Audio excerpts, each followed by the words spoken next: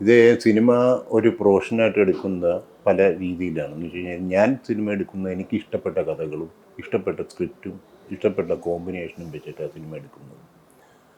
അപ്പം അതിൻ്റെ ഔട്ട്കം എന്താണെന്ന് ചിലപ്പോൾ ഞാൻ ആലോചിക്കില്ല. ഇതിങ്ങനെ എടുത്താൽ സിനിമ ഓടുമോ, ഇങ്ങനെ എടുത്താൽ സിനിമ വരുമോ, അങ്ങനെയൊക്കെ ഉള്ളൊരു അങ്ങനെ ഒരു തോട്ടിലല്ല ഞാൻ സിനിമ. എൻ്റെ ഒരു അപ്രോച്ച് അങ്ങനെയാണ്. അപ്പോൾ ഇത് സിനിമകൾ എല്ലാം എൻ്റെ ലൈഫ് ടൈമിൽ പല അപ്സ് ആൻഡ് ഡൗൺസ് ഈ പറഞ്ഞ പ്രൊഡ്യൂസേഴ്സിൻ്റെ കണ്ടിട്ടുണ്ട് ഞാൻ. പല പല ബാനേഴ്സ് വരെയും പ്രൊഡ്യൂസേഴ്സിൻ്റെ ഈ അപ്സ് ആൻഡ് ഡൗൺസ് കാണുകയും ചെയ്തിട്ടുണ്ട്. അപ്പോൾ എനിക്കും അത് വരാം. അത് പ്രതീക്ഷിച്ച് തന്നെയാണ് നമ്മൾ ജീവിക്കുന്നത്.